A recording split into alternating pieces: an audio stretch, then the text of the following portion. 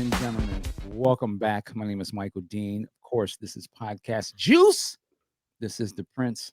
This is the Prince. This is the podcast on Prince. God damn it. This is the Prince podcast. How about that? How about we just go back to saying that?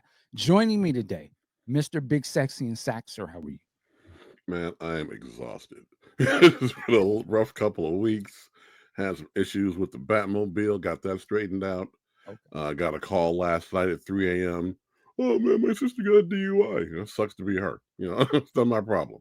Man. But we figured it out. All right. Well, we have saved the best for last. Welcome once again, Violet Brown. Violet, how are you? Is that what we're doing?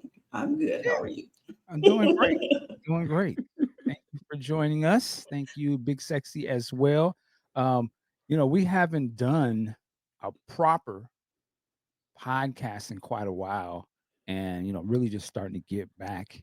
Let's start talking about some good conversation about Prince.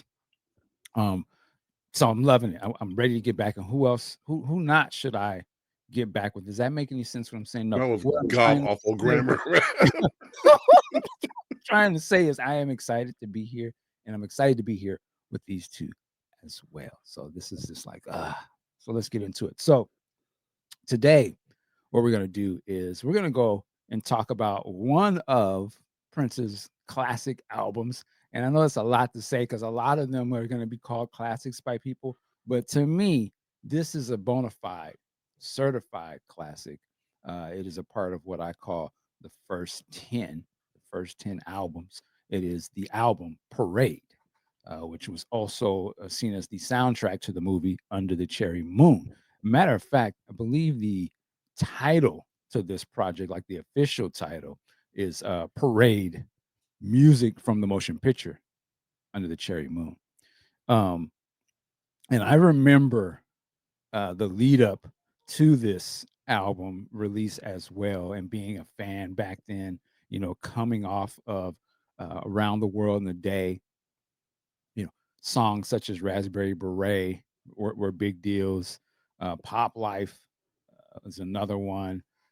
We got the America video and the 12-inch, which for me, I would probably say as much as Erotic City 12-inch was such a like head buster. Probably for me as a fan, I more identified with the release of the America one. Kind of blew my mind just because of the 21-minute version. I just looks like I've never heard of seeing anybody do something like that. So to me, that just elevated Prince to this whole other like I was like, whoa, this guy is out of control. So I was so hyped for whatever was going to come new. I didn't have any expectations other than I thought, is it going to be a continuation of Purple Rain or something? Like he's going to, he's doing a movie. So I figure like this is going to be something huge.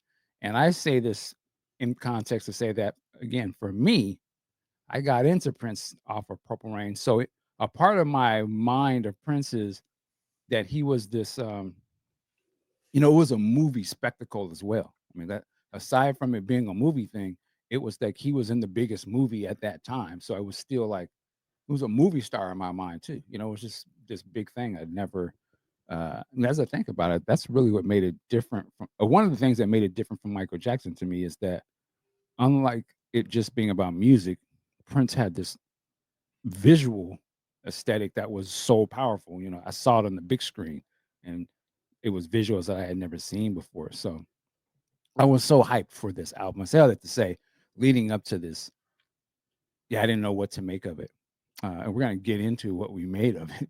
But with that said, Violet, what do you remember, if you do remember anything about like before this album was released, or at least before you had heard it? I'm not trying to date nobody. So Yeah, I was like, why would you? yeah, I wasn't born at that time. Like I was born, but like first of all, I wasn't allowed to watch the movie at the time. Like, I had to sneak. At the time that I did see it, I had to sneak, and it was not at the theater. So there's my whole perception of it is different How then you guys would be can completely you different. share how old you said you were young enough? I mean, When how I young when were I actually saw it, I might have been 11, but that still wasn't even this was way after my you? dad Gotcha. had a VHS Okay, that I okay. snuck because I was always sneaking into his stash of whatever, and that's how I saw it. So I will say that my perception of it is different now, in that it was like I was sneaking to see this thing I wasn't supposed to see. I was being nice, so Wow. it was, and now I don't know. It actually makes me feel kind of happy. Like it's very sweet and uplifting and positive. Like I see it completely differently in that sense, which is probably not at all where we were supposed to be going with this. But No, that's my no, perception. it's all about the first times. I'm curious, had you seen Purple Rain at this point? Yeah, and even with so a lot of this stuff is out of chronological order for me. Mhm. And when we saw them, it was cover your eyes, and we had to, my sisters, with our eyes covered up. We could still hear, but our eyes were covered, Right. missing parts of it and all that kind of stuff. Like it was a different experience for me. I don't know that I was old enough to get the whole movie star angle. I was listening to what you were saying. I don't like it's interesting. I think that's actually very cool, but I'd never thought about that. It didn't hit me that way. Okay. Yeah, yeah. Big Sexy. Yo. What was your experience, leading into it? Well, I am a couple of years older than both of you, and you mentioned America, and for me, all of the singles off of Around the World in a Day, I got all the 12 inches because they were all something different, which is pretty cool. And so when this came out, I was in college, freshman year, living in Sutter Hall, doing my thing. And the first thing I remember about that time was the Sheila E. show in San Francisco at the Warfield, where he showed up, and the look was completely different. Hair was short, had the, like, I'll call them bell bottom pants on, Yeah, yeah. and the little crop top shirt. Still blew the place up, that's what he does. And then when the album comes out, one of my classmates had it upstairs, and she brought me a copy downstairs, and I'm like, all right, let's get into it. Ah!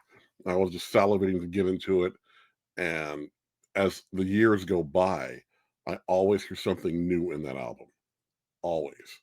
It is not, for lack of a better phrase, it's not like elementary. This is more like, calculus.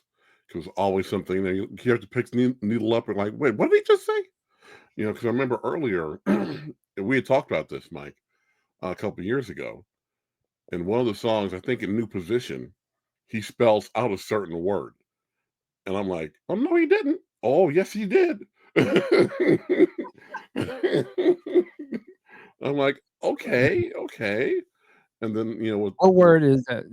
We adults here, so uh, he spells out the P word. yes, yes, referring to someone's I cat. never caught Yes. that during the time. I never picked up on that back I didn't then. catch it till a couple years in myself, Mm, but I caught it like, wait, what did he just say? And the what really stood out also mm, was Claire Fisher. mm, That influence was all over this album, yeah. and it was more of a group effort, at least presentation wise. It was a group effort, and was and from a timeline standpoint, we can get into this later on, but wasn't he engaged to Susanna at that time too? I don't know about the engagement part. You're probably right. I definitely, if I remember, they were in a relationship for sure. Yeah, I feel yeah. like isn't that when the breakup happens during Under the Cherry Moon? Because didn't he send her away from there during that time or something? I don't know. I'm not good with the Could be. Yeah, romantic background stuff. yeah. I don't have all of the connecting dots for all of that, but I'm sure Susanna was definitely in the picture. But if I'm you look looking. at it though, we're gonna go off a little sidestep here. Uh-oh. That broke up. The family disintegrated. Breaks up the revolution. Mhm. That whole second half of '86 was really tumultuous for him and his bandmates. Actually, Yeah, a lot of change, a lot of lot of change. change. But, we can just continue the conversation. I think though too, coming out of the Purple Rain era, that was a lot of change and stuff too, the time, Mm. having the sort of the biggest thing of the side project you have breaking apart, right? Morris Day. That was another thing too. That was to me, that was a big deal. Like, why is not Morris and Prince not doing something? Or what was the next big thing for the time? Because the time was really hot You know, coming out of Purple Rain. when they announced the tour, I just expected it would be the time. Yeah. And when tickets come out, oh, Sheila, like, what? What's she got to do with this? Where's the time? Yeah. So there was a lot of change coming through that period. Again, I think this is uh, uh, after the success of Purple Rain, that changed everything for Prince. It would seem, at least at that time. Now you're a success. You become a pop star, not just a sort of cult hero. It's not just black music. He is one of the top tier artists in the game. And I think, it's a sense of freedom to be able to say, I can do anything. I can make anything I want. Don't have to. To me, it's like he broke out of the formula, the Prince formula. The Prince formula of 1999, of controversy, of Purple Rain. There's a certain sound, the Minneapolis sound, that he could have just did that and would have worked. Would have been no brainer. But the fact that he's at a point where I don't even have to do my signature sound. I can go do this new thing. I Uh, disagree a little bit sure, go ahead. on that, only because I was talking to Sean Hicks about this yesterday. Mm, Um, you go back to controversy. To me, controversy was an outgrowth of Dirty Mind, mhm, and then mhm, 1999 was something new, and mm, 1999 exposed him to whole new levels of success and stardom because he's on solid gold now with okay. 1999. And then he goes to the label and says, "You know what? I want to do a movie. Let's go." And the label's like, "Okay." And he does the movie. Nobody expected anything, and the movie blows up. So at that point, the momentum had just really shifted towards him. And he's like you said, I can do anything I want now. So what am I going to do now? Okay, I'll release another album while I'm still wrapping up the Purple Rain tour. Mhm. And then I'll do another movie and I'll do another band. It's like, jeez. Yeah. Well, I could I can see your viewpoint on that. I do feel that controversy actually Dirty Mind, Controversy 1999, and Purple Rain. To me, all four of those are the same aesthetic. They're just refined over and over. But to me, the Dirty Mind, Rude Boy Prince is still the same Prince at Purple Rain. It's just that Dirty Mind became a superstar. And now he's become a pop star, but he's still very rebellious. He's still the rude boy in Purple Rain. Like, the rude boy is still squirting that. I mean, he ends the movie letting you know that's still the controversy Purple Rain. I mean, that's still the controversy Prince at the end of that Purple Rain movie because or actually, what is it, Controversy or Dirty Mind where he first does the guitar with the squirting? Controversy.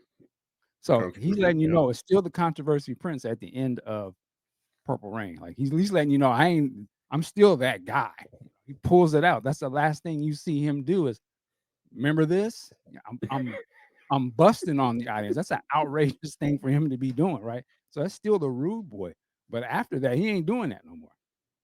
He is not the rude boy and around the world in the day. Success, unfortunately, sometimes brings limitations with it.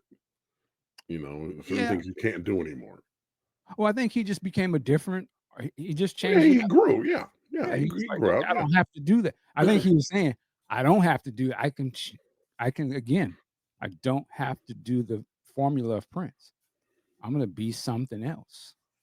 And I think, the Parade album is the real the first real, like, I'm doing something different because that to me, Around the World in a Day it's just sort of the leftover extensions of the Purple Rain. era because a lot of those songs come from that era. But this one, it's a total shift. I think musically, uh, the only things on this album that sort of harken back to that, and it's almost like a peek, it's like a wink, is Kiss.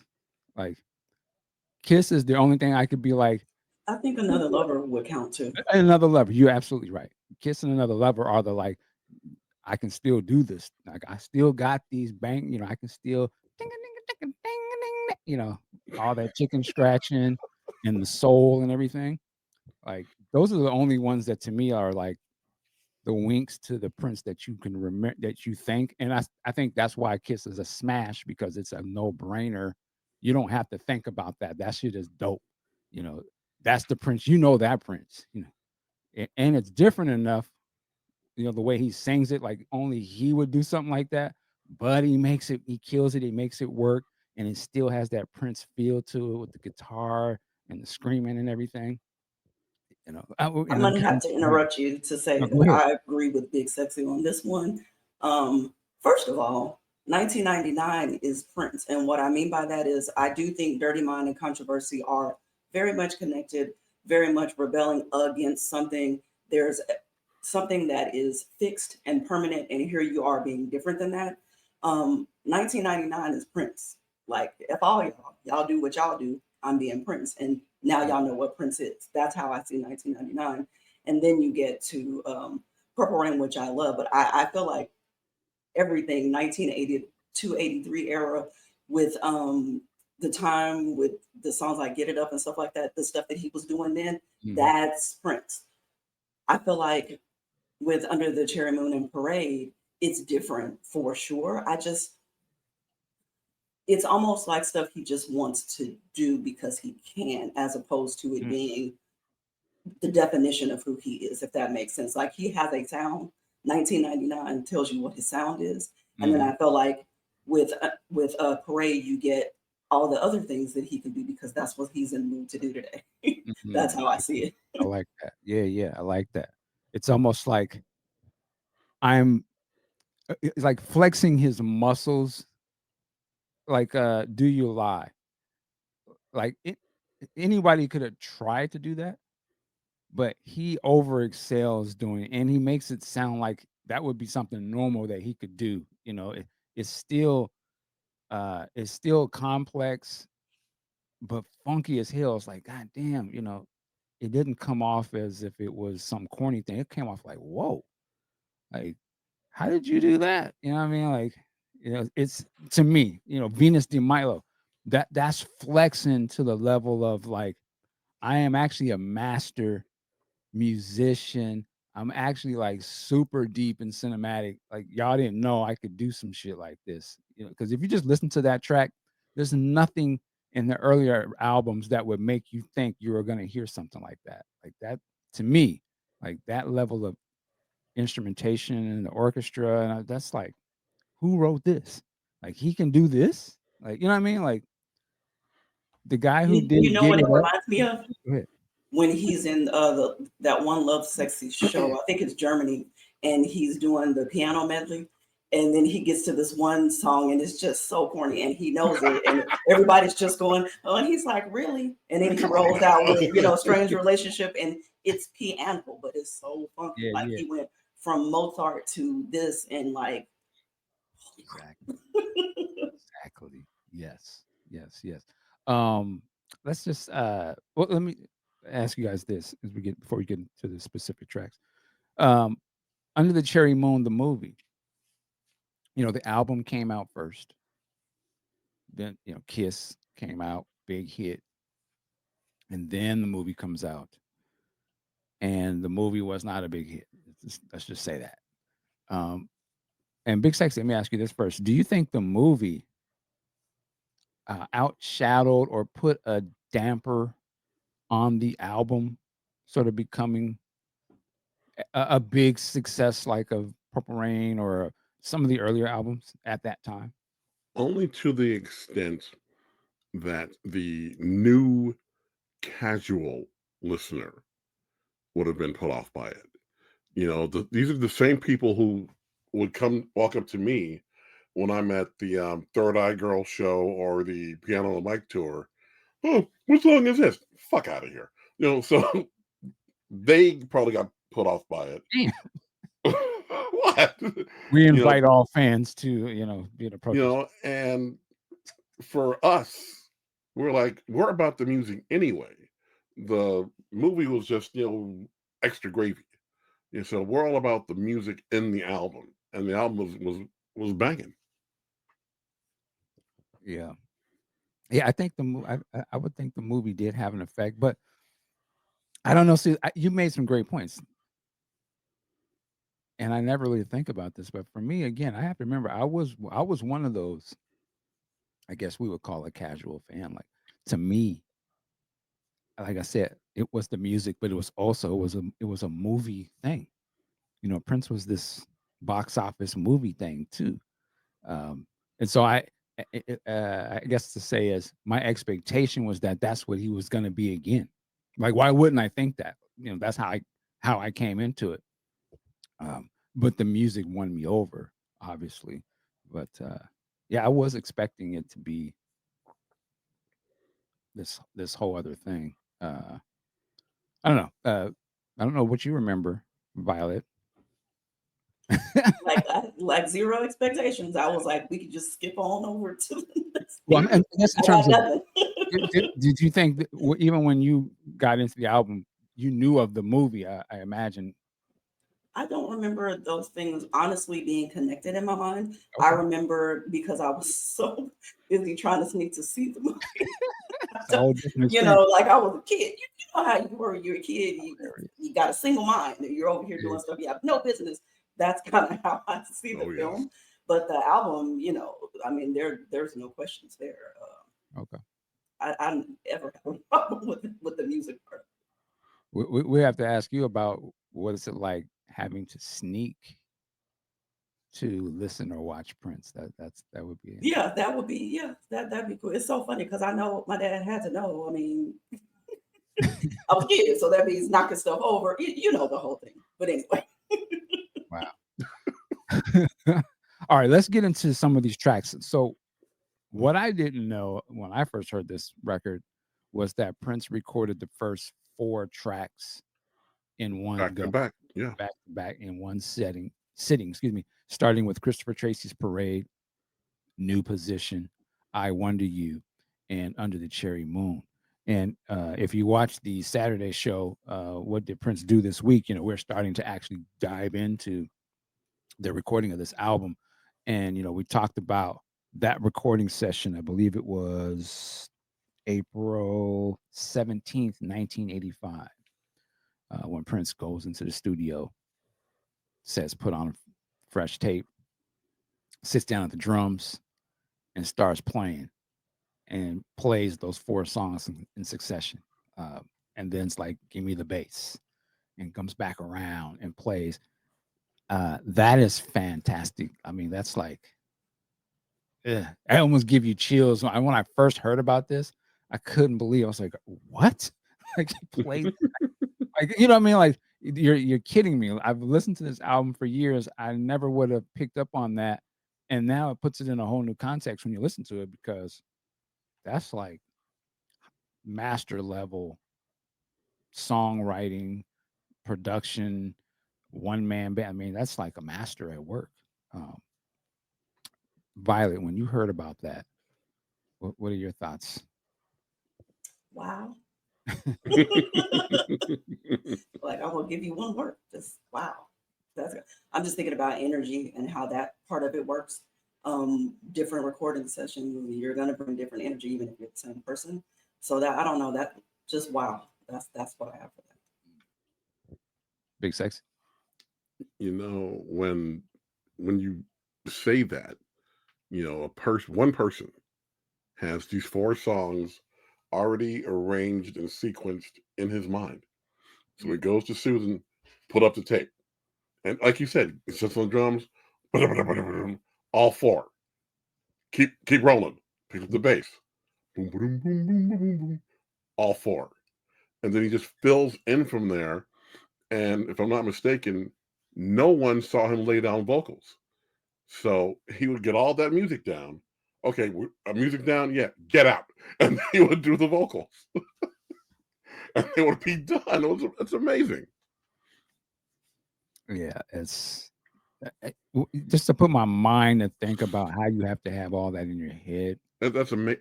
I can't wrap my head around that. Yeah. And that says that to me, I like the more I think about that, that says a lot about Prince and probably how he thinks. And when you think about all these albums and the songs, and when he pulls something from a song he did 10, 15 years ago, oh, can you go get that one song? I remember that one part. And it's like, God, he's had all of that stuff cataloged in his brain. I mean, it really just shows you the human brain, the mind, what type of things we can do and construct, put our time to. And then, because the other side of it, if you just listen to this work of art, it is fantastic. Like, it's not like it'd be one thing is that, yeah, I did all this in one go and it was some bullshit. Though this is like you know what I mean? Like, oh, this is Christopher Tracy's parade. Think about how that works. And then slides into new position and what kind of song that is, you know.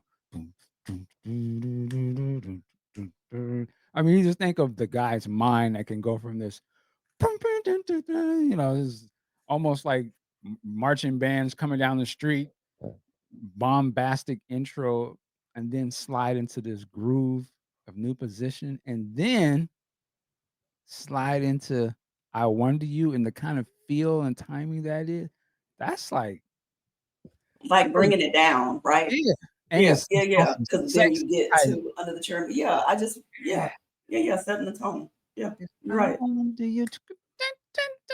And you're like, oh, how does he break it down to that? But that's like some real Prince shit. That's to me like that's why I love this cat. Like, yeah, he'll be on some save the world and live a better lifetime. But then slowly break it down to some. Hey, girl, you like, girl, you better stop playing. He on that time, and then goes into Under the Cherry Moon. Where he's like, Under the Cherry Moon on one hand is, if you know it, it's a slight nod and a wink at Sly Stone in the Riot album, and at the same time, storytelling. He's talking about or a darker version, kind of some love. Reminds me of the song that's on New Power Soul, the very last song. It's like the Wasted mystery Kisses. song.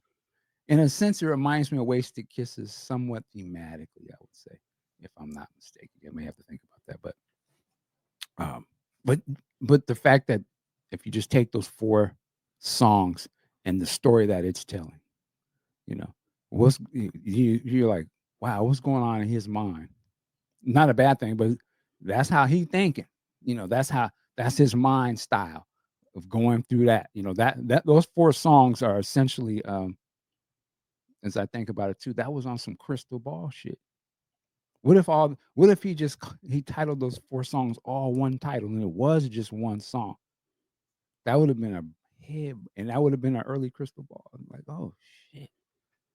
I'm just kind of I'm running, but yeah, those first 4 are incredible, and that's starting the album with that. Girls and Boys. Violet, talk to us about Girls and Boys. Funky, love the video. Fun. Like I said, for me, this album, everything about it, it's fun. That's yeah. I love this one. I like that scene in the film. Now, at this stage in my life, I do connect the music in the film very much so, and everything that's happening in the film at this point, I love. Yeah, that's a great one. Love that song.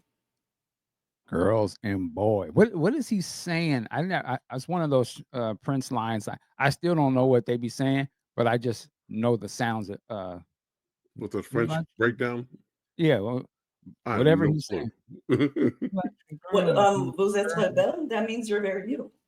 See, Oh shit! there you go. Okay, You unlock that for us. thank you. He was like, "What do you mean? It means you're beautiful, nigga." She's like, you peasants, didn't you know what that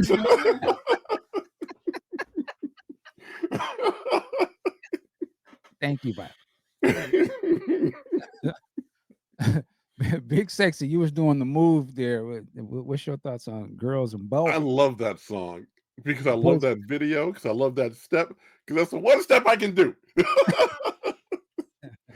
When I saw the musicology show in Oakland, I got my friend up on stage to dance during You Got the Look, and I'm like, I'm going. Because that was my plan was I'm going to get up on stage, go find Rhonda, or go find Candy and get my step on.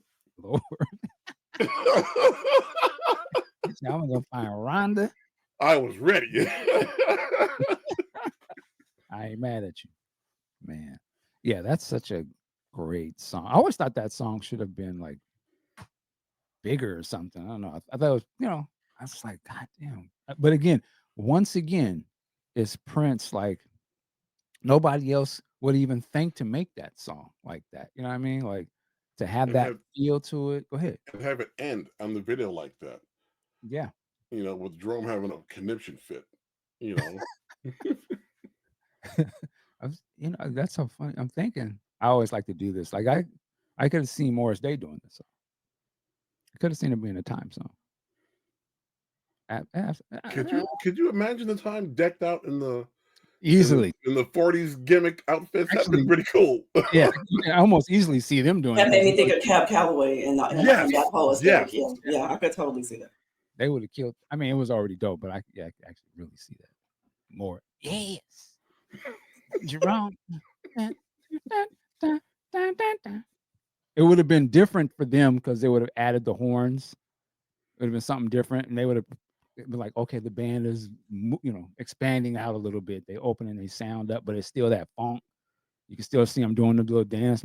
You could, yeah, actually, yeah, you could definitely. That could have been one of these songs, but it was a Prince song, and it was a smash.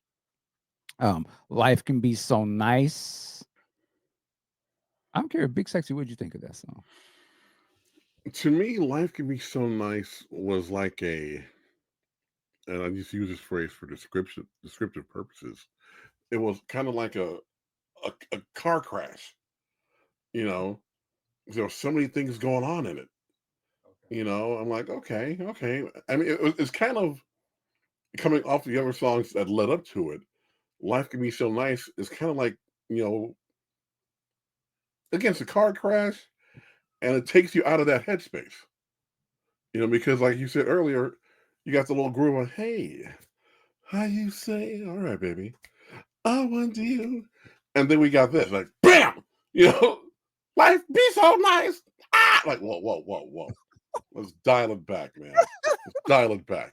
Is that how you hear it? That's how I hear it. Man, now it is a busy track.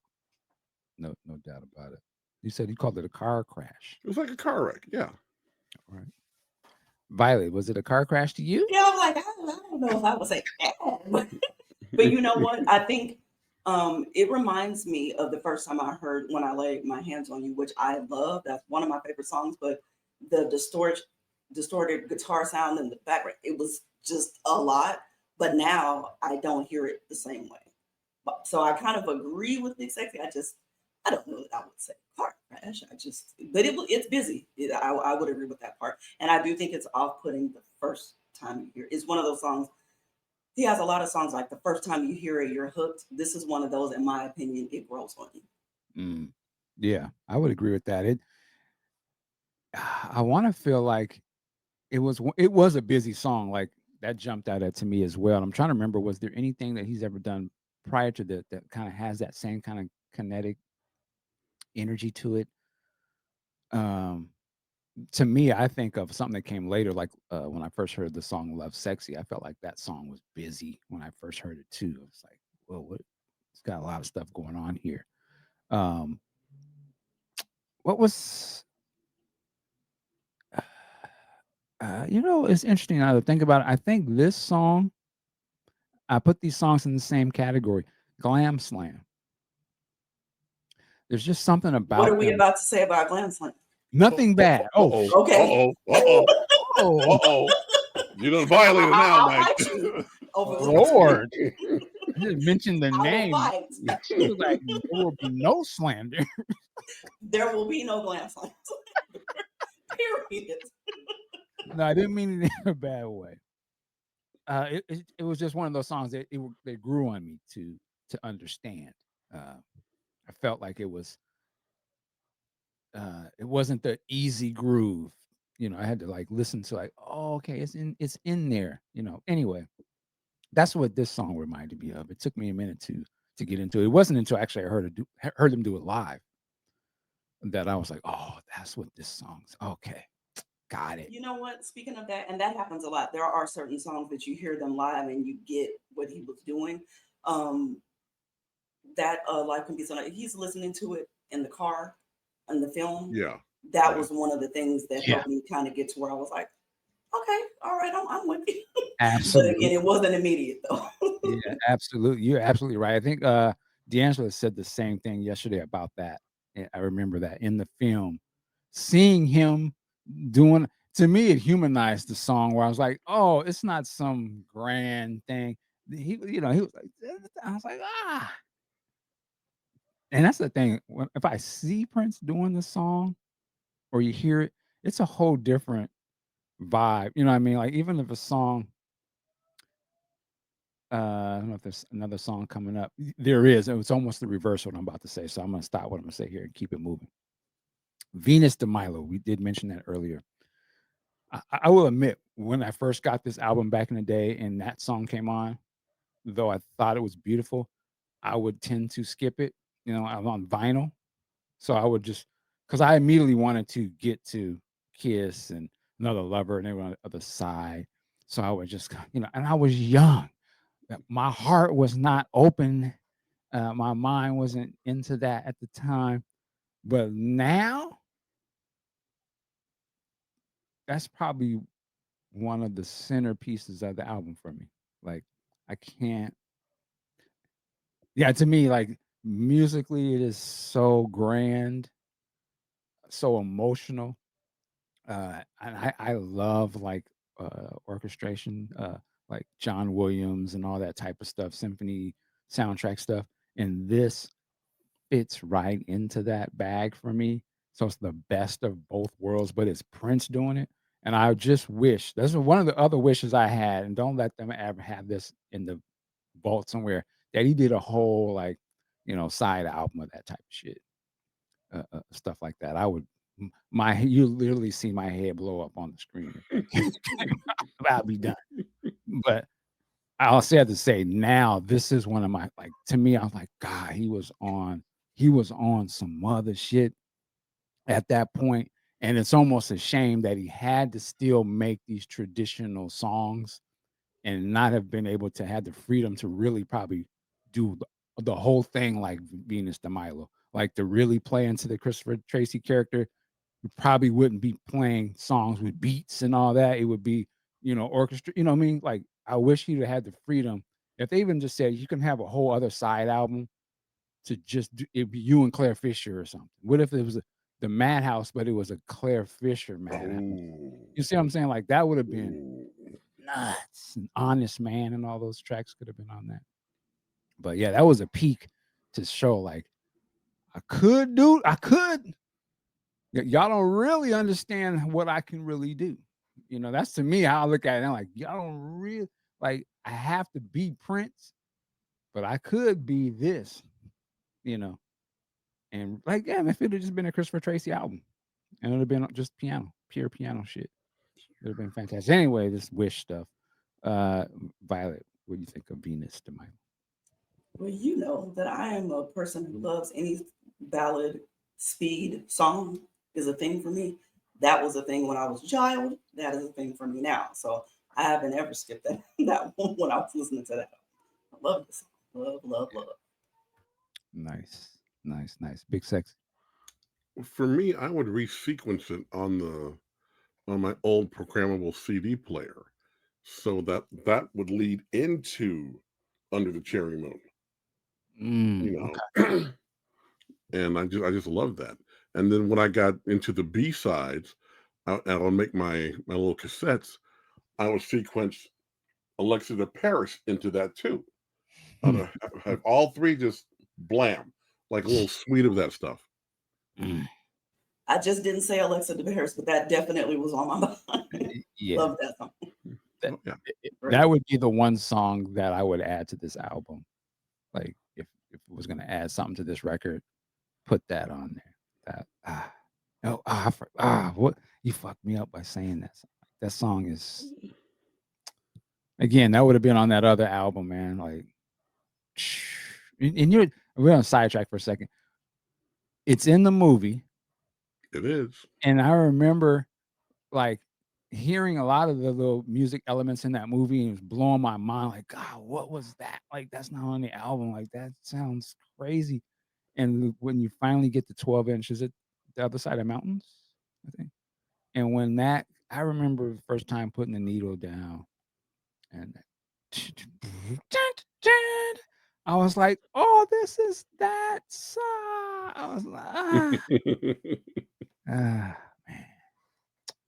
what a just beautiful music. All right. Mountains. So, those school, you'd flip that album over, the other side of the vinyl, and it was mountains, that needle drop on mountain.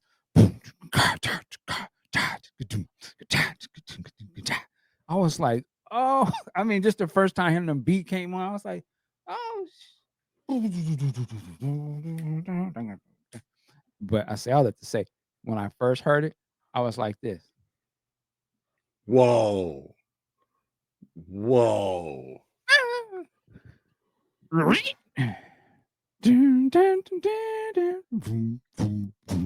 When I Wow. Wow. almost because at this point, Prince in my mind was Syracuse, New York, Purple Rain Mm, Prince, mm. uh, the America video Prince. That was the same Prince that was 25, yeah, was the same Prince that was on America. Like that, he was, James Brown Jr. It was just the jam. And so in my mind, that's what I was like, that's my shit. you know, uh Wind Doves, I Would Die for You, Baby, I'm a Star, the ending, like that, the long jam session in my mind, that's what Prince was. So when it was anything that was kind of slowed down or melancholy, I was like, that ain't what I so I was just like, this is cool, but this ain't controversy. This ain't DMSR. I was funked out. Hey. So, but when that 12-inch dropped and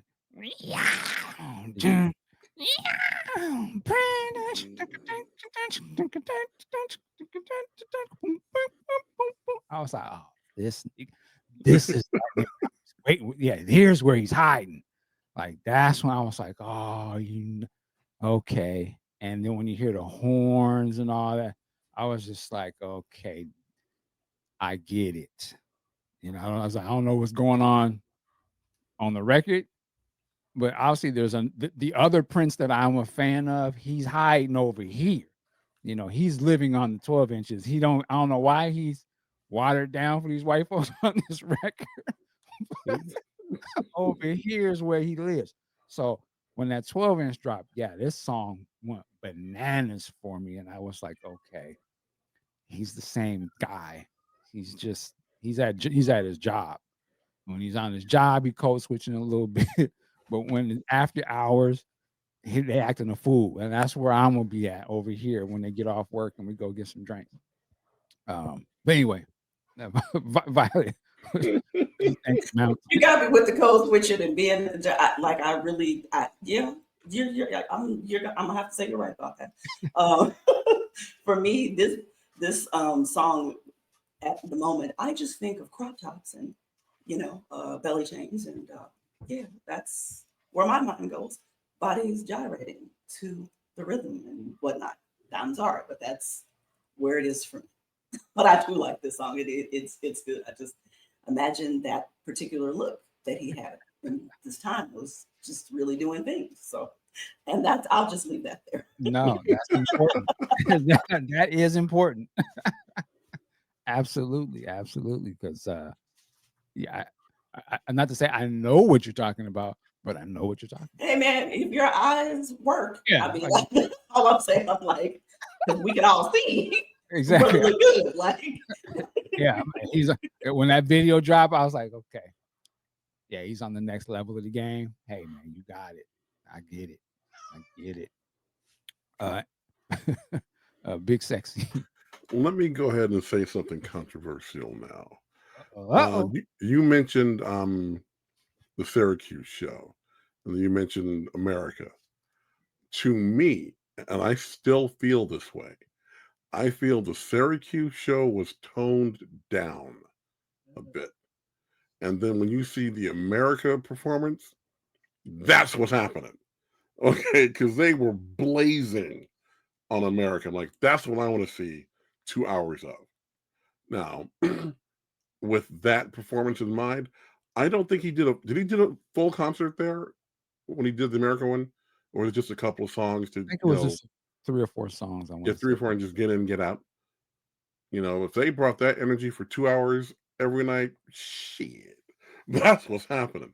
Now, as far as mountains, though, I like mountains off the rip. I was into that one from day one. And again, the side two was where I lived on an album anyway. That was where I was doing my thing. And, songs that we're going to be talking about shortly both had extended 12-inch mixes too. I'm like, shit, let's go. Let's get into this. So when I get to 12-inch, I'm all about that. I know how that sounds too.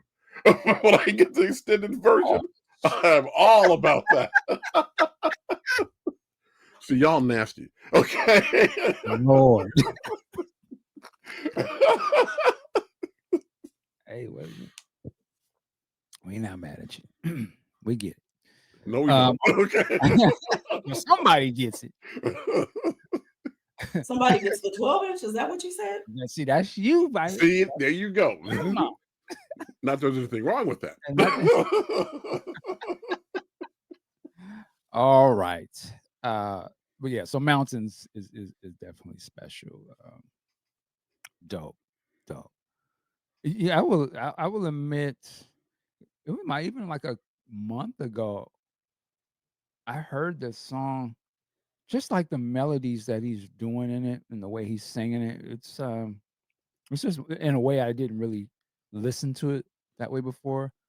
Uh, just there's a lot of classic elements of Prince in that song, but it is kind of buried among other things that are going on in the song. But if you strip it down, it that song could have came out a long time ago in the Prince catalog. When I listen to it now, it's just got a lot of other sounds layered over, but traditionally the structure of it and the way he's singing it, yeah, it harkens back to the second Prince album in my mind. It's more of a funk song, but all of the funky guitar playing is layered under all the other stuff. But if you really listen to it, I mean, it's really just guitar and bass is jamming. Ding, ding, ding, ding, ding, ding. Anyway, uh, do you lie? We kind of talked about this already. Um, he's done this song live before. I feel like I've heard him do. Matter of fact, don't let me find out that he did this song at the sound check that I went to. Now that I'm thinking about it, but this is one of those songs that I wish actually got done live back then, like in the concert. Um, was spotlighted a little bit more. I think this song is remarkable in a sense of like you don't see nothing like this coming. And again, I said earlier, just the way that it is done, it he kills it. It's spot on. It's still Prince.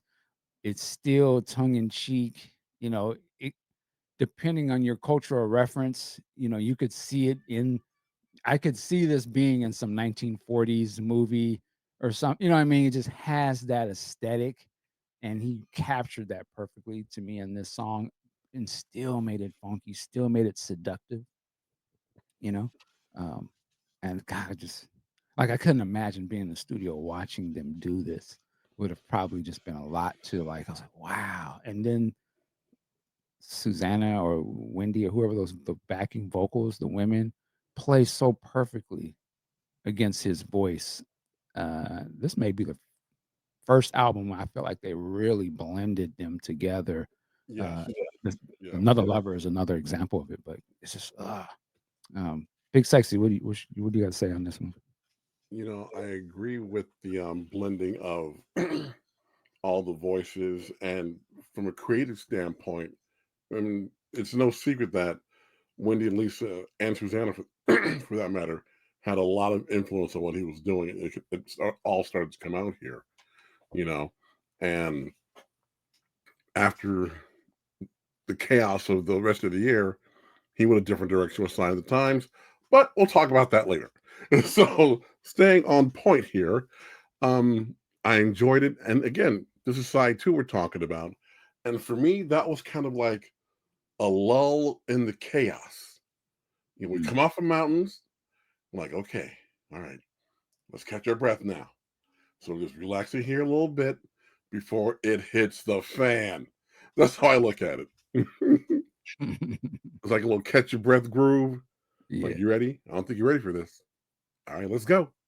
And then it goes completely off the rails. Loved it. I like the catch your breath groove. Violet, Yeah, knowing that Kiss do comes you right do after you that, I live, get right? it. I Do, get it. Don't start with me. Uh, so he knows that this is my favorite song on this album. I love a running bass line. It's a thing for me. I do my Sunday jazz brunch, and I listen to this song all of the time. And when you were talking about hearing it live, Rhonda, who I mean, her jazz bass, oh my god, her upright vector bass. Imagine her playing that. Like, I'm having heart palpitations. Ryan's I love albums this are song. good too. Her solo albums are excellent. Yeah, you oh man, wow. and telepop. Yeah, I love me some Hmm. Rhonda. Love her. I'm pulling this song up on Prince Vault, and I didn't know this, but this song they worked on this quite a bit. Just to give an example of the studio dates, it looks like it started July of '85, Damn, how 14th and long? the 16th. This is in the warehouse. The first time they're tracking it in the warehouse in Minneapolis or Minnesota, excuse me. Then they come back August 13th of '85, and that's the orchestration recording with Claire Fisher done in Glendale, California. August 22nd, they mix the orchestra at a studio called the Complex in LA. Once again, in September of that year, another mix of the orchestra at Sunset Sound this time. And then in November, another mix done by Wendy and Lisa, and this is in England. So Damn. imagine this thing is traveling, right? It's started in Minnesota, went to Cali, now they're in England months later, back again in December of Sunset Sound to do strings, a string mix. Once again, January, I guess a new recording of the orchestra by Claire Fisher. Uh, Back again, January 27th, Sunset Sound. Now we're in '86, right? Orchestra only mix. Susan Rogers, no Prince. And then again in February of '86 in Sunset, it just says a little possessive cue variation of Do You Lie. I'm not sure what that is, but another recording. And then finally, I guess the last mix was in April of '86, back at the warehouse. So this song travels around the world. Mm. Yeah, it's interesting. Wow. Like in a day. Oh, Okay, that's why you on the show. oh. That's why you on the show. Okay. What did we say? Forgiveness, please. I'm sorry. I couldn't It's resist. not about the body; it's about the mind. I love it. But yeah, Do You Lie? So Do You Lie? I mean, they put some work in on this, and there's a lot of names of people that played on this because there was a lot of people in that orchestra. Huge. actually. I just wanted to spotlight that. Fantastic. All right. And now the chaos Now begins. we come, yeah. So Kiss. That song is beyond worn out. And not to say that, and I'm not saying in terms of like the song isn't fire. I'm just saying like in my mind, in my ears, you know, Kiss. How would I say it? Think of for young folks. You know how the song "Not Like Us," like y'all sick of hearing that song. That's how I was with Kiss. Like it was such a hit. I've never heard Not Like Us. Well, I'm saying for the people that's in pop culture, you know, in Hmm, the now times, they know of it, right? So okay. for the younger people, you know, they're exhausted by it. You know, it's kind of like now it's a little corny to play it now because it's been played so much. To me, that's what Kiss was. That like it was such a massive hit. It was you couldn't turn on MTV and not see that video playing. Everyone knew that song. That song was bigger than the movie, Yeah. right? That song that was the thing that you think about of this era was Kiss, from most people. Um, but I say all that to say one of his best songs ever, one of his most recognizable songs ever. So for a lot of people, when you say Prince, they're going to either say Purple Rain, When Doves Cry, or they're going to say Kiss. Most people would name Kiss as one of his most known songs, and for good reason. The song still fire today. Like I have to really turn my ears or my mind down and not because I used to skip this song because I mean just because I know it so much, but I had to remind myself stop. You know, turn. You know, it's the same to me. It's the same way. I'm here. I'm fighting my case to these fans. It's the same way if when somebody comes, can you play When Doves Cry? Do you know that song? When are you gonna play Purple Rain?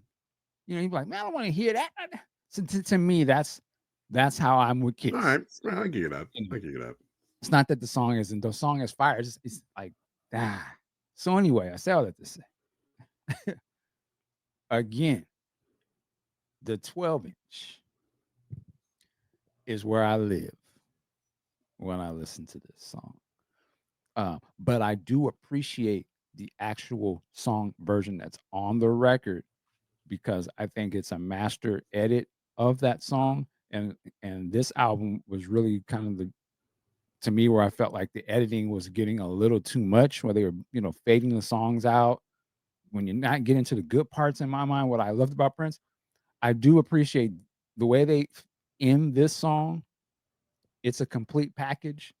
And if you never heard nothing but this version, it would still be dope. But if you hear the other, you know, your head blows up. But this still, when it comes on, it hits you right across the head. And when it leaves, it's right across the head. It's like a wham bam. It's the real glam. Like this is Prince in 3 minutes and 38 seconds, and it's a complete package of Prince. Like you get everything you could ever want. It will harken you back to, "Do you want him?" Dun, dun, dun, dun. "Do you want-" You know, it's the same thing. Yeah, yeah, yeah, yeah, yeah. You know, all of that is in here. And that was the thing of like for some people, when you thought of Prince back then, it was he gonna be screaming on the record, you know, like, yeah, yeah, yeah, yeah. You know, like there was something wrong with that brother. But this has that, like he's emotional, it's all emotional, it's funky as hell it's a beat that's different, but it it's worse. Like, now how does he get into that little? When we were all going, Prince was kind of like going, uh, uh, with it. It was like a different kind of pop to it, but it was still dope. And you was like, you want to do that? Like he's doing like, okay, yeah. It was always Prince always had a different way of doing what we was doing, and it was cool. Like you wanted to do, the all that little shit, like he just kind of put his own little spin to it.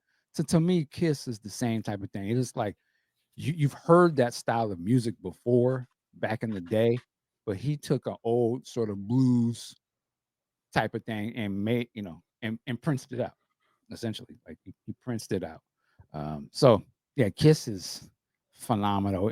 Last thing I'll say, it's the no brainer. Like if nothing else on that record is going to do it, this is the one that can sell it all. If my other stuff is too artsy for him, I already know this was crack. This was the crack on the thing. Like if you smoke that, you're You gonna hooked. yeah, you're in. That even if you leave after that, I've already got your money. Like you'll buy it for this. So to me, Kiss is the no-brainer. Like it don't matter what is gonna happen. It's one of those ones. It's that thing that Prince do that can't nobody else do. And it's fun. And then when you back it with that video, it's over. The video, we're just gonna look at Violet and say the floor is yours. So you Because got that's, I mean, the whole time you were talking, I was thinking of him gyrating. The girl in the video. yeah. Oh my God. Like just the whole thing. That's where my mind goes. And even Wendy on guitar, adorable. The whole thing. It's just, yeah, that video is great. The song is great. I'll tell you a personal story. Every time I hear it, I remember when we were kids. So my younger sisters are twins. My parents, mom, dad, my sisters, myself. You said you and your sister are twins? No. I have sisters who are younger than me Oh, who are twins. We're real close in age, but they're younger. I'm about to say, is another So one? no. Let me not get you started again. Oh, It's wow. Sunday, so uh, Put my mic but down. we were at the mall, and that video was out, and my one of my sisters, she got in so much trouble because there's a big picture window, and she went up to it, and she was like trying to be like Prince with her leg all up on there. She was dancing. She got in so Oh much trouble. no. Hilarious. So Oh every time no. I hear this song, and we laugh about it now, it wasn't funny in the moment, but it's funny to every time I talk about that song. I think about that, like, oh my God, she got I'm so much sexy, but not dirty. We got enough problem. She was a Oh, I little can kid. see It that. was not good, not good. That's funny. That's Mm, funny. mm, mm. I mean, that video, that's it was one of his best videos. Um, you know, uh, that video actually, the way it's shot is very similar to the way the mountains video was, except for just with the one with mountains, they add the blue screen thing behind it. But I mean, it's still like it's just him in a It's very studio. simple. It's very Yeah, very simple. simple. But that's because he is the aesthetic. All you need is He's that a little special body of effect. his. Yeah, Understand what I'm saying? yeah, And he is the little low special cut. effect. Yeah. And that's what's brilliant of that period. Like, is if you just put the camera on him, that's all you had to do. Like, he was everything. Like, yeah, but anyway, Big Sexy. Again, when that part of the album hit, it's on. It's on and popping. However, the definitive version of this song is from the 1999 tour or show. 1999 year show. Okay, It I was was on about to say, pay-per-view. It starts out with Larry and him doing this little bass thing. I'm like, okay, where are we going with this? And then all of a sudden, boom. That was fire. Fire. that's your definite version. That is my definitive version Okay, of wow. that song Hmm. because they were just blazing.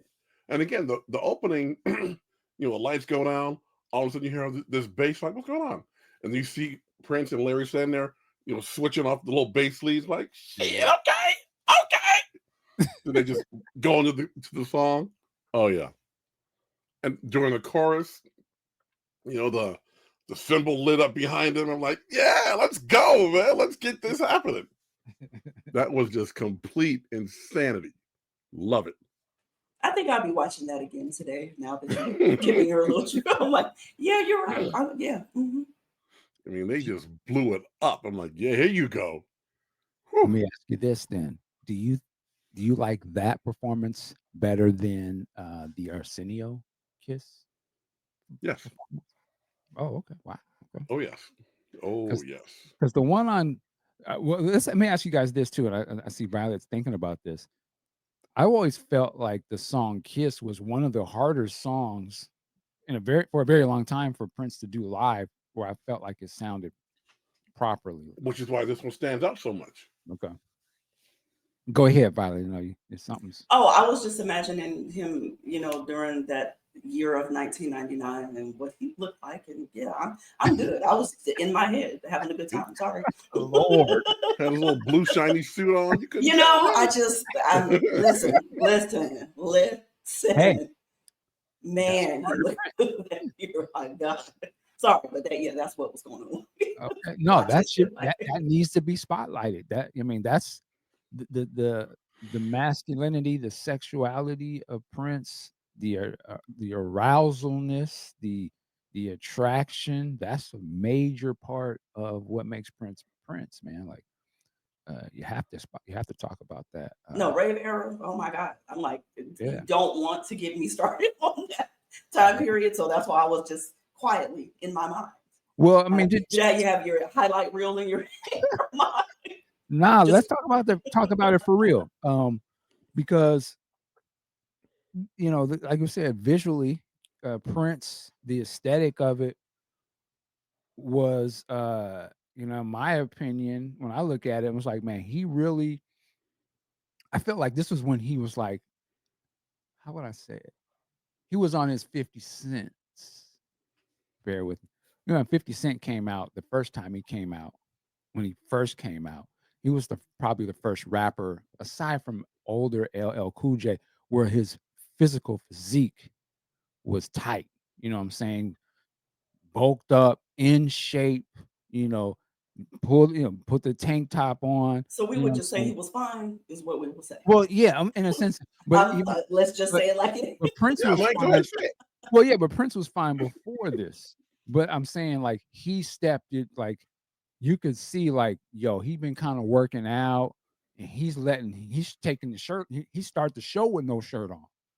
Like he already letting you know I'm on some yeah, I look good in the mother. Like I'm already hot. Because normally they come out clothed and then you work up the sweat. No, he came out, started the show. I ain't got no shirt on. I ain't got no drawers on either. I'm wearing these little skin tight pants to let you know I'm ready out here. Yes, ladies, I'm out here. And to me, that was a bold move to be like, he was flexing, you know, to have the crop thing to show you, to make a point to show you, yeah, and it's low cut to like, girl, don't play. You And see, we are it's not only mad at him. We are you not mad see, at him at all. there's only like 3 buttons right here. Yeah. And I made the buttons good big so you can see pop, pop, pop go to Weasel. Like he was ready. Erotic City is backstage. You know what I'm saying? So to me, he was letting you know, like, I'm on I'm on some sexy shit. It's not like he's cute. Like you said, he knew he was fine. And you know what I'm saying? He was like, and he was flexing on you. That's to me, like, he was letting you know, yeah, I'm a fine motherfucker. And I know it, girl. You know it. And don't let me catch it. You see, I thought I would never say this publicly, but I'm going to go ahead and take the heat on this. When you talk about, 50 Cent being, all worked out, worked up and buff and all that, Right. I immediately think Full Force back in the day. That's what Okay. I think. Paul Anthony would come out with this tank top with the middle of the Oh, cloth just ripped out of it. Like, true. damn. True. Their cats were serious. They were. They were letting you know, what's up, ladies? How you It doing? comes across a little differently. Those are, yeah, I'll it was a say little, that yeah, it is was a how little I would different say that. energy. It's like you're not wrong technically, but the result of such activity was not the same. Is what I'll say. I see. I see. Killing me. You're killing me. Your love is Uh, so deaf yeah, to it was a me. little different It's feel gonna be a to it. no for me. It's a no for me. You I'm quit your sorry. heart, It's a baby. no. No, no. Absolutely not. Come on, you wasn't feeling Paul Anthony, bow-legged Lou? Girl, And I love Lisa. Lisa, love her, love all credit. Like, but I don't really. I'm good. I'm good. So good. Like, no, thank you. You weren't She's you weren't polite about into it too. No, thank you. the sweat dripping Jerry curl with the sweat and the glistening of this muscle meat. And let me stop playing. I recently got to meet Bow-Legged Lou last year. What? Yeah, when I went to New York, he was at the Law show, at Law's concert. But, so salute to them. I'm a big fan of those guys. What were we talking about? Kiss, Prince sexuality. Actually, we were talking about how fine Prince is, There you go. if we're being honest. Yes. Actually, you're right. You're right. Yeah, a beautiful man. Very beautiful. Very beautiful. And Kiss, so then we talk about the 12-inch. 12-inch is fantastic. What was on the other side of the 12-inch for Kiss? I'm trying to remember. We should know this. Was it Love or Money? Yes. Yes, that's another song we should mention. Love or Money. That and again, see, I could have seen that on the album too. I mean, I love it as a 12-inch for sure. And it works as a 12-inch, obviously, but again, so much material going on during this period. I almost feel like it didn't need Love or Money on the album. It doesn't need anything, to be clear. But I wouldn't have been mad at another sort of upbeat jam because that song, I mean, it was in the movie. And I remember seeing it in the movie and like, well, what was that? Like that sound like that would be the oh whoa whoa. It's like but that's some early Camille Yep. as well. The next song, Another Lover Hole in Your Head. What do they say? I want to get your back up off the wall, but that's not what they say. Oh, shit. So now I'm singing "Cool in the Gang," but that ain't it. Anyway, it will come. But the part where they break it down in the song toward Oh yeah. yeah, what do they say? What's the saying? Damn. See, here we go. Now that you got Cool in the Game in people's heads, it's gonna take me a minute. I'm Sorry. I'm sorry. That's where I am now. Thanks.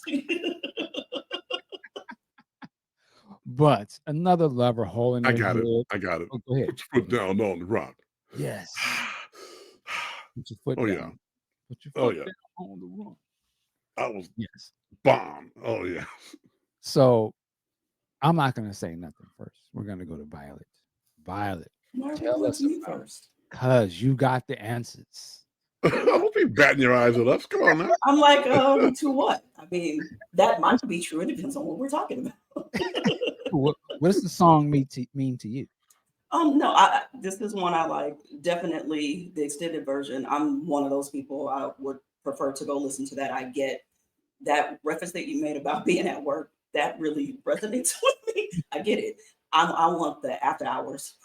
It's like that's what I want to hear. And yeah, no, this is another one that's definitely in the rotation on a regular basis. Yeah. Yeah, BigSexy. For me, I like the original, like it a great deal.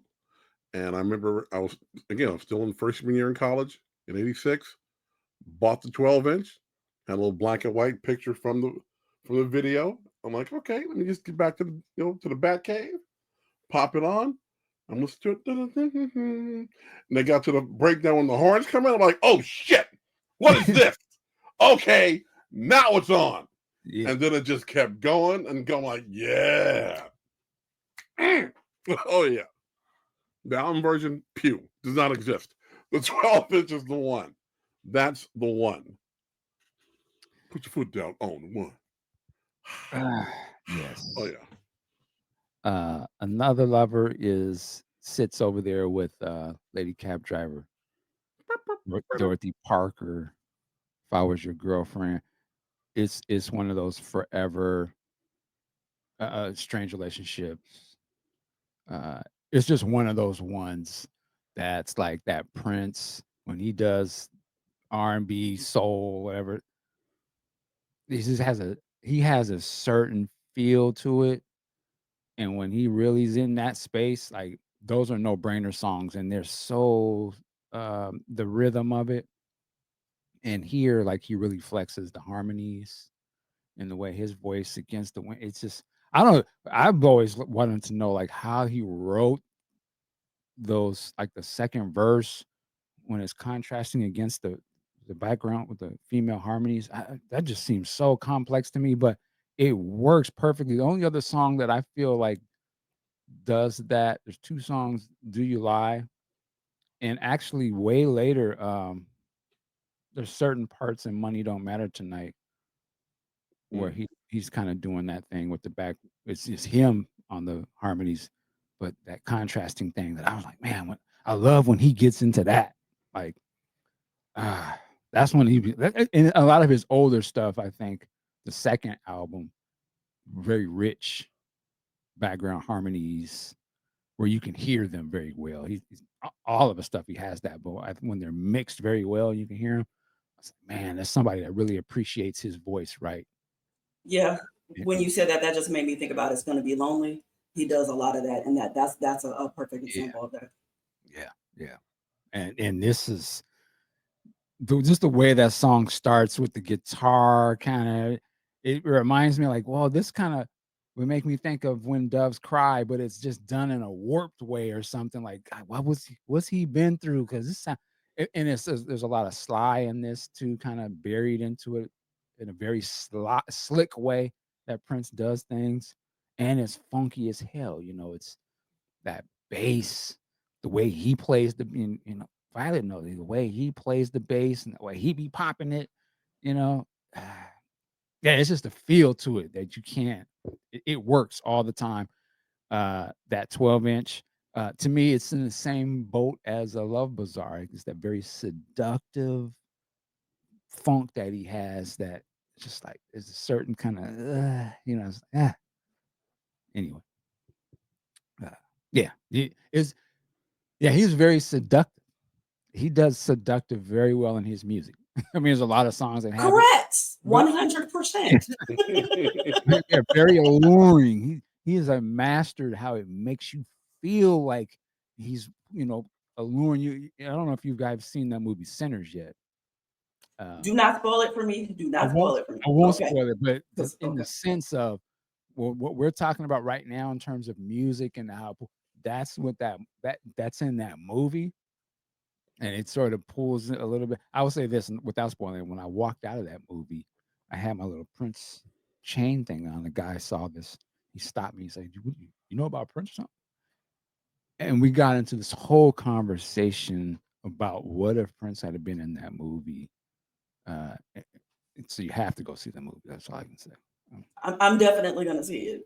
eh, It's a Definitely. if you love music, you have to go see it. Now, this movie Yeah. obviously it's not all, but I'm telling you, if you like music, I which love I know most vampires of too, y'all so do. that's the other part Yeah, and for it's me. and I don't wanna hijack the conversation, so I won't, because I could just ramble. But anyway, let me get back to it. Sorry.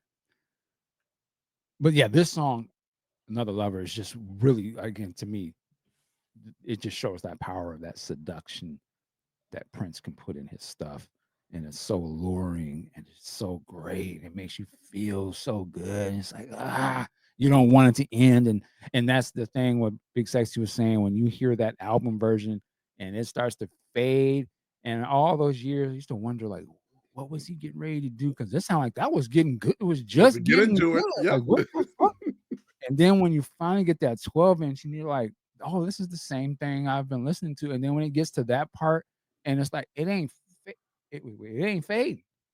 It ain't fading. Like, what? Yo, it's about to get pop, and it gets pop.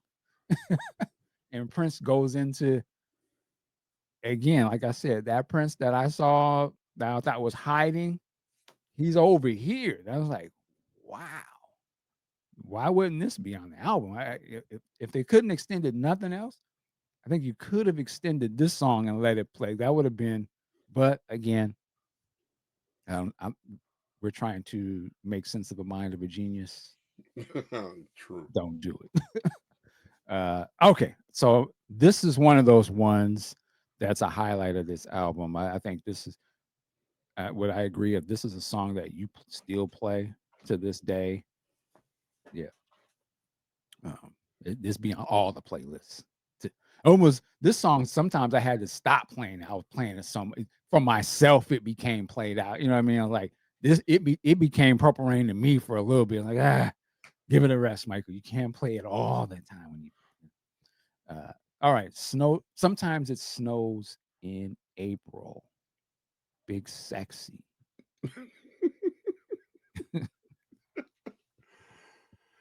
All right. The opening of this song just it kind of it took me out of my headspace where I was in with another lover hole in your head. I'm funked out and I'm like, yeah, what's up? And then when this one starts and you hear this, the fuck, what are we doing here, man? And then they go into the lyrics, and it's really a beautiful piece. After that opening, they need to lop that opening off because the opening sounds like he's auditioning for Star Search or something. Wow. Yeah, I said it. I said it. You know, come on, man, come on. Just get into Tracy died. Just get into that. Just get into that. And to me, it doesn't hold up like the two previous ones, which are complete, insanity hold up. And you mentioned Sly Stone earlier. And when you mentioned Sly, I go straight to I want to take you higher. And that still holds up. You can put that on at any party, anywhere, any place now. Oh, hey, shit, okay. That's what I Right. need. Okay. With this song, okay, it's the end of the song. It's a beautiful piece, but it's over now. Now what? You know, it Yeah. just doesn't grab me like the other things did. Okay. It is I would say off-putting, but I think without any context, it's a little jarring coming off of some of the songs. But I feel like this song is so tied into the movie. Yeah, yeah, In the context of the movie, it makes perfect sense. But I guess what I'm saying when I first heard it, I didn't see the movie yet, so I was just like, "Wow, this is." You know what it made me think of? It's gonna be lonely. It gave me the feeling that song kind of gave, which I love that song. Like, I can sometimes identify with those emotions that he's sounds like in that, but this one almost feels like it's well, it's about death. So to me, it was a different thing to hear him talking about that. At that time, I didn't associate Prince with dying or that emotion of dying. Again, I hadn't seen the movie, so it was I was kind of like, wow, it's just kind of dark or something. I didn't know what to make of it. Kind of like I was like, this is definitely not the Prince that I am a fan of because he wouldn't do a song like this. And I hadn't heard some of the other songs yet. But when I saw the movie, I'm like, oh, okay, this is the character. I got it. But that's my point of it. Violet. Well, that makes sense to me, seeing it out of order that way. I will say this: seeing it with the film kind of trivializes it. Like if you hear it on the album, it's kind of sad. It's a deep subject and all that. But he's so silly. I'm sorry, but the character dies, and the film is just like, okay, y'all. All right, what is this? Uh, What is? Let me see if I can do. but the way I hear it now, like when he's performing it in One Night Alone tour and things like that, it has a different sound. Oh, the acoustic version that he does during musicology tour, I hear that differently, and it now it does make me sad, but I think it's a beautiful song. It's just in the sense because I was just thinking about what Big Sexy said about it carrying forward. I think the live versions do that for you as opposed to what's on the album and then what's in the film. Like, and it's a great song, but it's just so I don't know. It's one of those things where the things that are contrasting is just not working for me. Like you're taking something really serious and sad, and then the way that he's acting it out. Yeah, it's enough. It's a no for me. But I do like the song, and I would listen to the not current, that wouldn't be the right word, but just versions of him singing it live 20 Mm, years later or whatever. Those versions of it I do think carry forward. okay.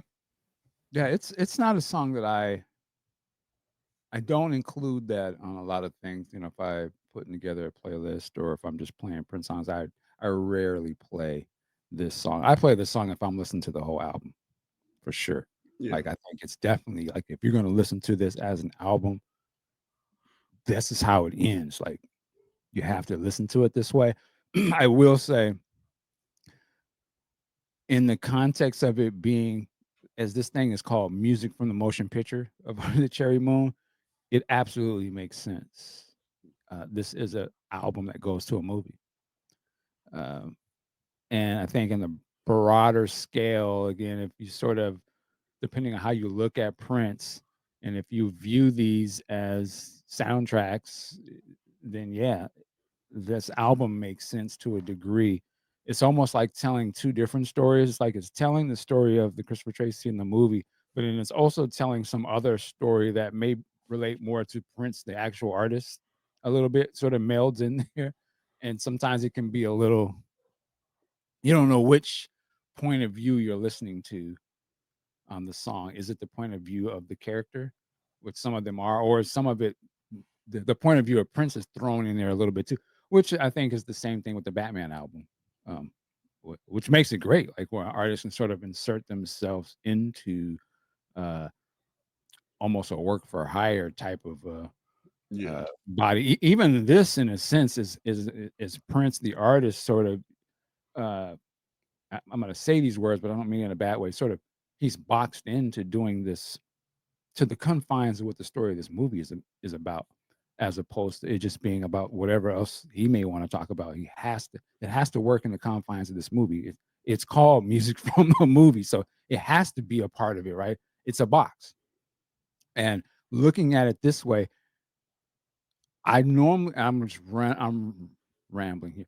I normally look at this album in the box of it being a Prince album, but I have to remind myself it is actually an album in the box of it servicing a movie, uh, not necessarily servicing the Prince catalog or what I'm thinking Prince is supposed to be. It all is a part of that, but it's specifically tied to that, as opposed to Around the World in a Day is not.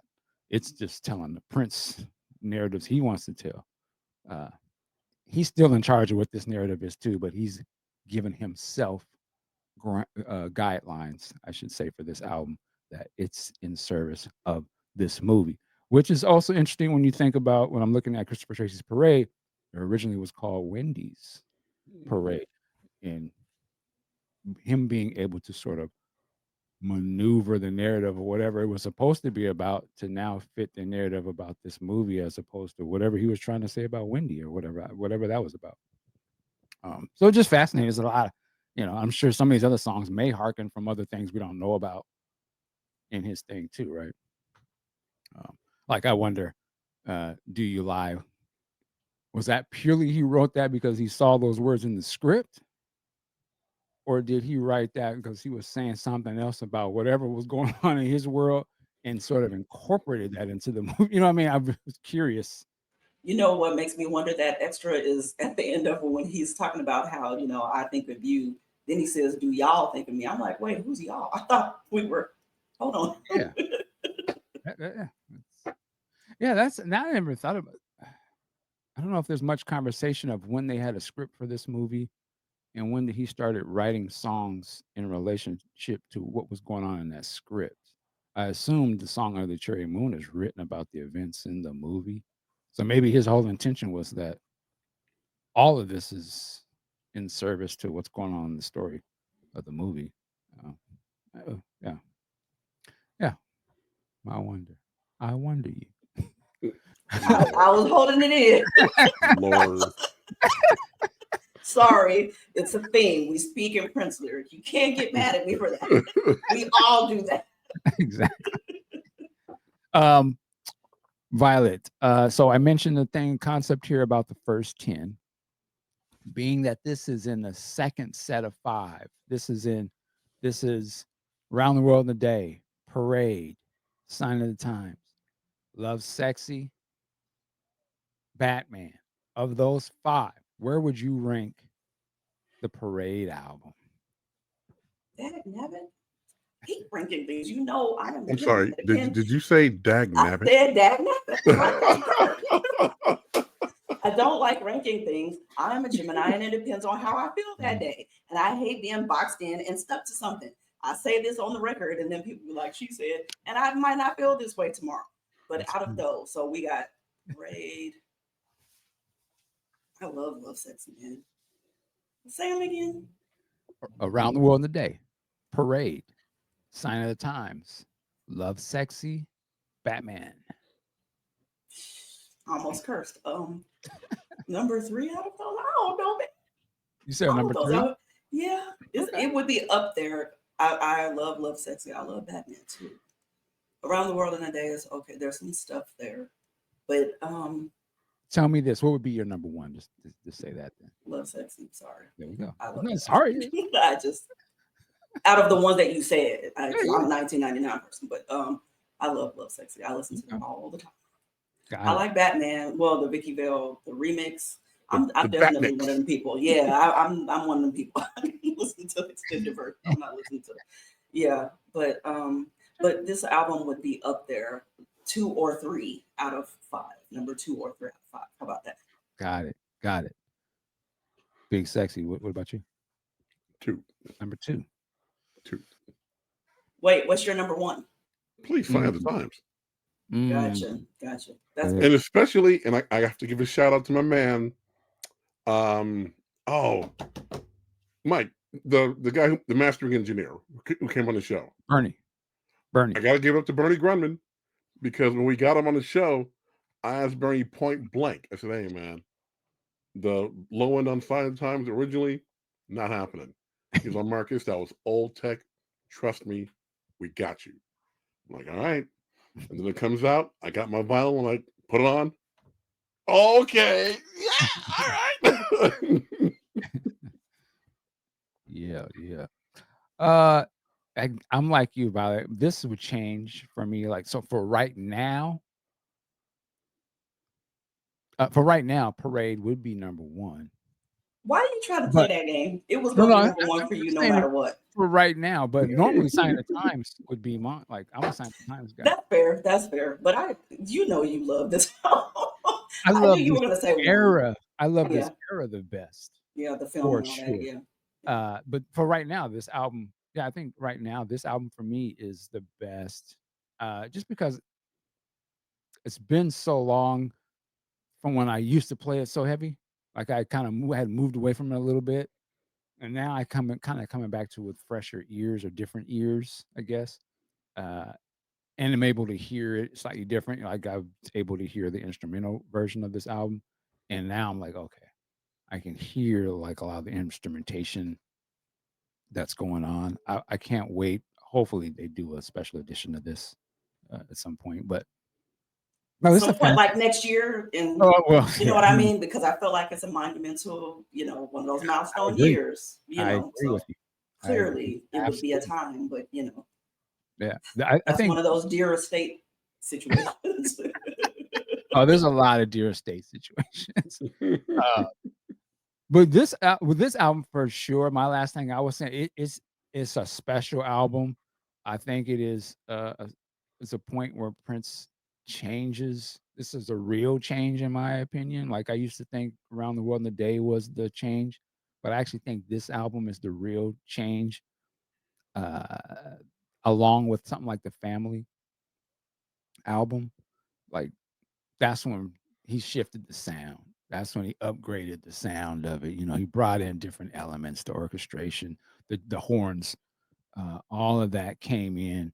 Uh, it was before he goes almost like back to like some other kind of funk. He still was flirting with I can do that artsy kind of thing. He still was flirting with that a little bit. I like to me when you first put the album on, Christopher Tracy's Parade. When I first heard that, I felt like, oh, this is still a little bit of the vibe Around the World in a Day. Like this is kind of on that circus or something like it. but it starts to morph into this other thing. Like, oh, he's actually back. He's doing smart. Okay, he got jams on here now. It has that extra element, but it's rooted in that funk. It's rooted into it. I just think the album that comes after that just dives head on into that weird, spaced out, lo-fi funk, and just really slaps you in the, he pulls it out and slaps you in the mouth with Housequake or something like that. But this one was like, what else? I wish this would have worked. And when I say that, if this album would have been a big hit, probably wouldn't have got Sign of the Times. And it'd have been very interesting to see where they would have gone if this actually blew up. Like if all of the songs were actually big hits. Would he have left this style and maybe he'd have stayed into this sort of a sound possibly? Like if that movie would have blew up, you know, if all of that worked, maybe he would have stayed with that look. Because it's such a drastic change after this, right? But I'm curious if it I would have don't think worked. so. I disagree. I You don't don't think think he he would have cared what everybody if thought. if I it had really worked? don't. Interesting. And I say that because this is the person who made the film called Graffiti Bridge. Like, you understand what I'm saying? Right. He did what he wanted to do. That's what I think. I think he just kind of, what was in him that needed to get out, he put it out there. And then if it did well, great. If it didn't, but I don't think that it was, well, I'm going to change because people don't like it. I think he changed because he needed to change. Like, because you Awesome. get tired of playing the exact same thing the exact same way over and over and over again. He was growing and he needed to change with that growth. That's what But I think. that's why I asked the question because that's why I wonder if it would have been successful because when I look back at Dirty Mind, Controversy, 1999, Purple Rain, those to me were gradual changes. It was still the same aesthetic. It's still the guy with the trench coat with the pencil mustache, looking stern and funk. It was still the same. Like he didn't change that. It just he got more money, and the fit got better, and he got his hair better. But he was still the rebel dude. But here he's a totally different style, and I just wonder if it would have been successful because to me, it almost got a truncated version of this. I don't know if he felt like the movie bombed, so I'm not going on tour in America. But we would have eaten this up if he would have went on tour in America. Like we would have been like, "Are you kidding?" Like we wanted to see this, but we I'll did. just say, from the perspective of what he said, the art is what it is. So when he put it out there, it was good because it was done.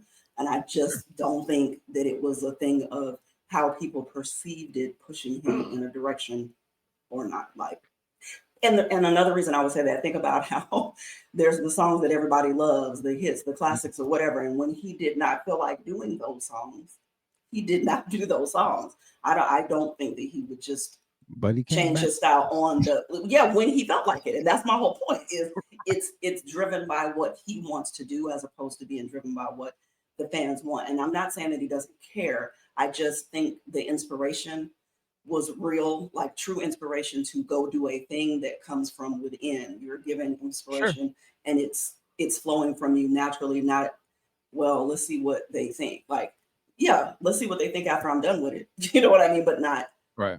as I'm making a decision to do a new thing, let me check first, kind of thing. Yeah. If that I, makes I, sense. I yeah. I'm not doubting that's what happened. But I'd just be curious if because to me he says something like that in the face of it's not selling. Like that's what a person would say when it's not Purple Rain success, right? When What's around the what you would world say? What, I didn't hear when that first around part. the world comes out and it doesn't do what they thought it was gonna do, right? Then you do say, "Hey, the success is me doing it," which it is. But he never said that back before because he didn't have to deal with that. There would be no question to ask that, right? Because everything you did was success. It's a lyric in the song. Yeah, Everything. but art, as far as making music, that's a totally different thing. There's commercial success, that is a thing that does matter. But as a person who is creating something, Oh no, what that's you what I create don't is think what that you at all. create. Like, that's, Right. I agree with you. I'm just saying, like, I think that question only became a question to him when he had to deal with being asked something like that. He never was asked that kind of question before because everything was a success. So there'd be no question or thought Maybe process to I'm say, like what would it mean to you? I Like we mean, it saw what wasn't it that meant. much time. Like you know what I mean? Like that's a short little period of time where everything was so I guess But every to an just that extent that's his different. whole career had been success to Yeah. that point. So he never Up to had to that deal point. with that, right? Never had to be dealt with anyone sort of challenge. And obviously it meant the world to him that Sure. that question is asked. In my opinion, that's why he did Sign of the Times. I'm still funky. Like he was saying that after Around the World in a Day, right? Around the World in a Day is still a funky album. Yeah, Person only, Temptation, like it always got some songs. Yeah, yeah, yeah, yeah. but my point is to say he never had to say that before. That never became I a don't think he question. had to say anything. I think he said what he wanted to say when he wanted to say it. Well, no, You get I'm asked a saying like question, you answer. that's what the but that kind of conversation was being asked of him, and he never was questioned about his blackness or being funky, right? He's specifically saying, "I'm still black. Like, here's a black album." That's what I'm saying. I'm like, Yeah, it well, that's a means different everything. thing. That's No, no, what I'm different. saying, We were what I'm talking about saying, whether or not the music. I thought we were talking about the music being good and making a change. Now his blackness, that's a whole well, no, no, I'm not talking. Right, I'm using that that's as a different examples to conversation say because he did have to kind of yeah. those kind of That's different. Yeah. Yeah, I'm just using that as an example to say those conversations are now being he has to sort of deal with those kind of conversations where before he never had to be questioning or even talk about his success because everything was success. There was never a disappointment on the audience's part to him. Like it never became a question of what songs he's playing in a concert. No one ever asked that question because everything he did, even the songs we never knew, they were banging. Like we just right. It wasn't about answering to nothing. There was no blueprint. He was just doing him. But I think when he becomes a success, the expectation changed, and if it and now he is in the world of people questioning, does it live up to the he's in that Michael Jackson box now, right? Is it live up to the last thing? And he never addressed the last thing before, but I just feel like at this point he had to address the last thing because that's what the people were asking him. That was the whole point of that Rolling Stone interview where he's on the cover, right? It's those type of questions where he's letting you know, nah, it's still funky. Like y'all tripping. Like my You ain't don't nothing think he changed ever about thought me. about it though before somebody asked him the question? You don't think that that thought had crossed his mind that sometimes people aren't going to like what you do and it doesn't matter because you're doing what you Well, do, I think the only other time I could have saw that was with the Rolling Stone when he got booed off the stage. sure, But which is at the beginning. So he would that definitely wasn't know. right. But I was gonna say, but he knew that wasn't his audience at that point, right? He went outside of his audience to do that show. And he saw the reaction that they didn't know who he was. And those people were there for something totally different. You know, they didn't expect to see some black Yeah, dudes. and then them same people ended up loving him, and I think that that's part of Right. the thing. I guess what I'm trying to say is that he would have known that because like that same audience came back, and all of a sudden they love him. Mhm. He knew enough to know that sometimes you have to show people how to hear you, and Oh, for sure. I'm that's not why I disagreeing. don't think it would automatically be just lapping up. Everybody says this, so I got to make a change. I think he was more ahead of it than maybe we might imagine. That's just my opinion, though. I got you. Absolutely. Absolutely. You want to jump in on this, Big Sex? I was just thinking that when you mention those albums, I think Prince's one of Prince's few missteps was not touring domestically Mhm. behind Parade and Sign of the Times. And to this day, I maintain his lack of tour of Sign of the Times cost him album of the year. I believe that, Mm. because had he been out there letting this album speak for itself Mhm. on a blazing tour, shit, it would have been no question, no question. Yeah, I mean, yeah, that's what I'm saying. Like if they were if either one of those albums, I guess, were the success that's some expectation was to be, they may not have gotten truncated with what his intention for him. Like I don't think we got to see we didn't get to see what that Parade concert should have been. We didn't get that full era, right? It sort of got Mhm. truncated. We didn't get to see the Sign of the Times era fully. I assume he didn't think something was a success. I'm moving on, not even showing the art to people. That's what I'm saying. Uh, so I don't know. That's what I say. It would have been interesting to see if we would have got to really live in that a little longer.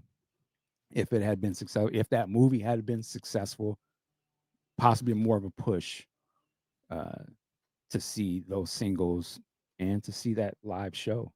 Um, but not Yeah. to say that I'm mad I'm with. really just thinking about everything that you're saying. I'm like, you know how he switched up bands? He was Mhm. doing great during Purple Rain, right? Yeah. Then you move over to bringing in Sheila and what's his name, Miko, and all these people. Like he did those things because he wanted to do them. So that's the part that I'm having trouble following where we're going with it. I'm just like, No, I agree. You're absolutely right. He did do the things that he wants to do. I guess I'm just saying that there were things. There are things that are influencing his decisions. sure. And that's the point, right? Is just wondering like what is the motivation behind, Mhm. because he would make some major changes and yeah, you do kind of wonder about it. But I don't know. Maybe it was, but it just doesn't seem that way to me. Sorry. I feel you. We have different opinions. That's what makes it great. Any other last words on this album, you guys? Do you think, referring back to the estate, do you think the next one or any of them could be the box set of this? Mm. And you mentioned you put the family in there too, or just like his whole 1986 could be a box set, honestly. I mean, do Especially we? in the year 2026, it Yes, would probably make sense to do yes. that. Do we know what's going on with the estate? I mean, what's cooking over there? I will defer to Michael. I would have no As idea. will I. I don't work there. I have no, I know they got a celebration coming up. I can tell you that, but that's about it. All right. Well, man, Parade. I know we have not heard the last of this album. I can't wait. I can just only hope that I'm alive when they decide to release whatever they're going to do with this, because there's a lot of great material that goes along with this album. We mentioned the family album as well. Uh, Early Madhouse, um, the Sheila E. Second album kind of weaves Roman around. 1600. Yeah, Romance 1600. Uh, great 12 inches. There's a ton of unreleased songs. I believe when we were at the Under the Cherry Moon movie thing, they played some unreleased songs from this period. We still haven't heard those again. So there's a lot to do with this record. Just trying to think, did we get everything? Yeah, I think that was all we had for Parade. So, ladies and gentlemen, let me know your thoughts. I'm sure we said some shit that'll piss you off. We want to hear about it. Want to hear what you thought about me and Violet. We was getting it. We was getting it. Violet was like, no, no, no, no, no, no, no, my. I thought I was very light on you, So you actually. were like, oh Wow. well, hey, I love it. I love it either way. But man, thank you, Violet, for coming on. I really appreciate you joining us today. Thank you so much. Thanks for having me. Absolutely. Big Sexy and Saxer, thank you for being here as well. And ladies and gentlemen, we want to thank you for being here as well. And yo, listen, if you haven't already, like and subscribe, join our Patreon. We'll see you next time. Work it like a job. Peace.